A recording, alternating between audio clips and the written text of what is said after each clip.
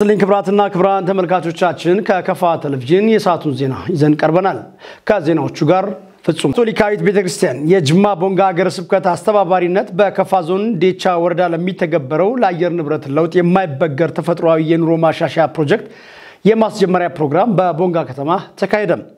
ፕሮጀክቱ ለተደራጁ ሴቶች ምርጥ ዘርና ለእርሻ ስራ የሚያስፈልጉ ግብዓቶችን በማቅረብ በየገንዘብ ድጋፍ ወደ ስራ የሚያስገባ እንደሆነም ተገልጿል። ዘገባው የባልደረባችን ሰለሞን ተሰማ ነው። ክፍሌ ዓለሙ እንደሚከተለው ያቀርባል።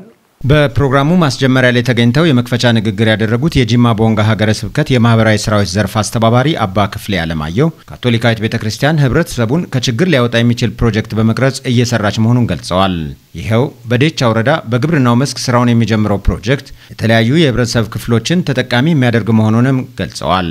የፕሮጀክቱ ዋና ዓላማ አቅም በፈቀደ መንገድ ትናንሽ ስራዎችን በማሰራት በችግር ላይ ያሉ የህብረተሰብ ክፍሎችን ከድህነት ማውጣት በመሆኑ ሁሉም ጉዳዩ የሚመለከተው አካል ለፕሮጀክቱ ስራ ስኬት ትብብር እንዲያደርግ ጠይቀዋል። ፕሮጀክቱ ወደ ስራ እንዲገባ ድጋፍ ላደረጉ መንግስታዊና መንግስታዊ ላልሆኑ ተቋማት በተለይ ለክልሉ ሴቶች ህፃናትና ወጣቶች ጉዳይ ቢሮ አባ ክፍሌ ምስጋናቸውን አቅርበዋል።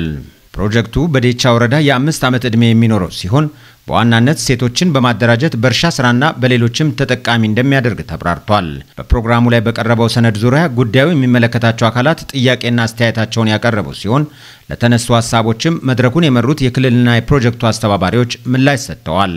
በመጨረሻም በዴቻ ወረዳ ላይ የሚጀመረው ፕሮጀክት ውጤታማ እንዲሆን ጉዳዩ የሚመለከተው አካል ድጋፍ እንዲያደርግ የመድረኩ መሪዎች ጥሪያቸውን ማስተላለፋቸውን የዘገበው ባልደረባችን ሰለሞን ተሰማ ነው። ለተከታታይ 3 ቀናት በቢጣ ወረዳ ሲካሄድ የቆየው የፖሊስና አመራር አባላት የግምገማና ማጥራት መድረክ ተጠናቀቀም።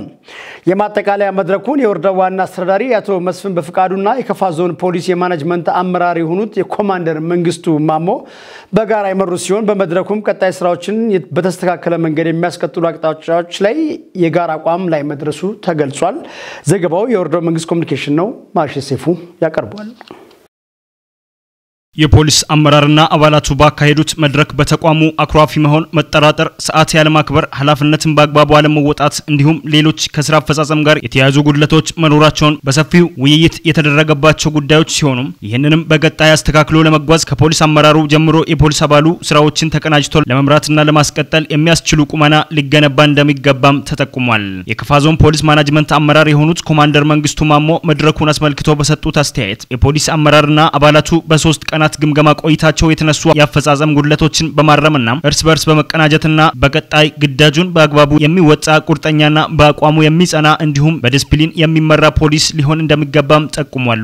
የቢጣ ወረዳ ዋና አስተዳዳሪ አቶ መስፍን በፍቃዱ ባስተላለፉት መልእክት በወረዳው የሚገኙ የፖሊስ አባላት ከግምገማው መልስ አንድነታቸውን በማጠናከርና ከጥርጣሬ መንፈስ በመላቀቅ በወረዳው በሚሰጣቸው የትኛውም ግዳጅ በቅንጅት ውጤት ማምጣት የሚችል ተግባር ሊፈጽሙ እንደሚገባም አመላክቷል። በወረዳው ከህገወጥ የቡና ግብይት ጀምሮ እየተበራከተ የመጣውን የስርቆት ወንጀል የፖሊስ አባሉ በአጭር ጊዜ ውስጥ ድርጊቱ እንዲቆም ማድረግ እንደሚገባም ያመላከቱት ዋና አስተዳዳሪው በየቀበሌው የተመደቡ የፖሊስ አባላት ባሉበት አካባቢዎች ላለው የጸጥታ ችግር ኃላፊነት በመውሰድ ወንጀሎችን ከምንጫቸው ለማድረቅ ሊሰሩ እንደሚገባም አሳስቧል።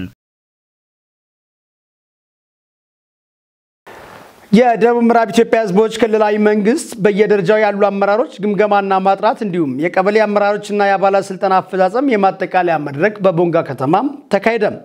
ላለፉት 3 ሳምንታት ሲካሄድ የነበረው የአመራር ግምገማና ማጥራት ስራ ከክልል አንስቶ እስከ ቀበሌዎች ባሉ መዋቅር የተከናወነ ሲሆን የዛሬው መድረክ የዚሁ ማጠቃለያ እንደሆነም ተነግሯል።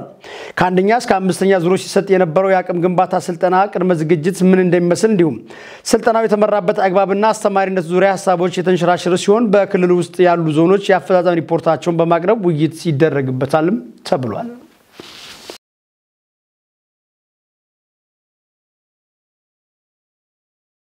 የሀገሪቱን የብሪክስ ተሳትፎ የሚያጠናክር ብሔራዊ የሚኒስትሮች ኮሚቴ መቋቋሙ ተገለጸ።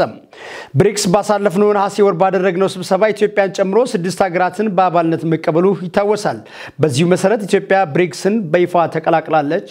ምረትሳብ ብርሃኑ የዓለም የምጣኔ ሀብት ታዳጊ ሀገራት የሆኑት ብራዚል፣ ሩሲያ፣ ህንድ፣ ቻይናና ደቡብ አፍሪካ 15ኛውን የመሪዎች ጉባኤ ባሳለፍነው ነሐሴ 2015 ዓ.ም በደቡብ አፍሪካ ጆሃንስበርግ አካሂደው ነበር። በዚህ ጉባኤ ላይ ጥምረቱን ለመቀላቀል ካቀረቡ ሀገራት መካከል ኢትዮጵያ፣ ግብጽ፣ አርጀንቲና፣ የተባበሩት አረብ ኤሚሬትስና ሳውዲ አረቢያ እንዲሁም ኢራን ተቀባይነት ማግኘታቸው ይታወሳል። ብሪክስ ስድስቱን ሀገራት በአባልነት የተቀበለው ከዛሬ የፈረንጆቹ ጥር 2024 ጀምሮ እንደሚሆን በወቅቱ አሳውቆም ነበር። ይህንን ተከትሎ ኢትዮጵያ ከዛሬ ጀምሮ በይፋ የብሪክስ አባል ሀገር መሆኗን የውጭ ጉዳይ ሚኒስቴር ባወጣው መግለጫ ጠቁሟል። እንደ ኢትዮጵያ ብሪክስን ለመቀላቀል ጥያቄ አቅርበውና ተቀባይነት አግኝታ የነበረችው ደቡብ አሜሪካዊቷ አርጀንቲና ስትሆን አዲሱ ተመራጭ ፕሬዝዳንት ጃቬር ሜሌ ሀገራቸው ብሪክስን እንደማትቀላቀል ይፋ አድርገዋል። ሀገራቱ ቡድኑ ልማት፣ ንግድና ኢንቨስትመንትን ጨምሮ ጥቅሞች እንደሚከፍትም ተስፋ አላቸው። በከፋ ዞን ጋዋታ ወረዳ ለተከታታይ 3 ቀናት ሲካሄድ የቆየው የፖሊስና አመራሮች አባላት ግምገማን ማጠናቀቁ የወረዳ ፖሊስ ጽፈት ቤት ገለጸ። የወረዳው ምክትል ዋና አስተዳዳሪ አቶ ታዬ ታከለ በዚሁ ጊዜ እንዳሉት ግምገማው የፖሊስ አመራርና አባላት በአመለካከትና በስነ ምግባር የታነጹና ለተልእኮ ፈጣንና ብቁ የጸጥታ ኃይል መገንባትን ያለመ መሆኑን ገልጸዋል። የወረዳው መንግስት ኮሚኒኬሽን ጉዳዮችን ዘገባ አዲሱ መንገሻ እንደሚከተለው ያቀርባል።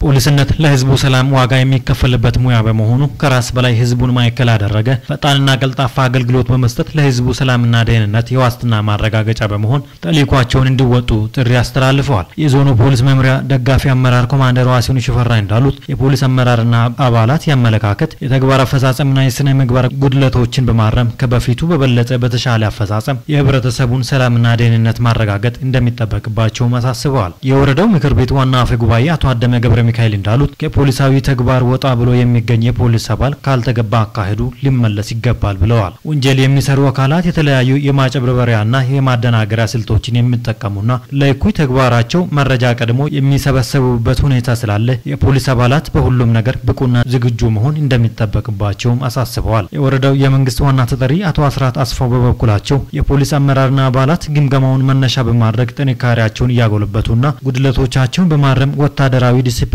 ጠብቀው ለተቋሙ ለህብረተሰቡና ለህገ መንግስቱ ታማኝ መሆን ይኖርባቸዋል ብለዋል። የወረዳው ሰላም ጸጥታና ሚሊሻ ጽፈት ቤት ኃላፊ አቶ ታምሩ ታደሰ ግምገማው ከመጠቃቃትና ከመጠቃቀም በጸዳ መልኩ የተካሄደ መሆኑን ጠቅሰው የፖሊስ አባሉና አመራሩ ከግምገማው ማግስት ጀምሮ ወደ ተግባር በመግባት የህዝባችንን ተጠቃሚነት በሚያረጋግጥ መልኩ ሊሰራ እንደሚገባና የማህበረሰብ አቀፍ ወንጀል መከላከል ስራንም እንዲያሳልጥ ያደራ መልእክታቸውን አስተላልፈዋል። በመድረኩ የወረዳው ከፍተኛ አመራሮችና ሌሎች የሚመለከታቸው አካላት ተሳትፈዋል።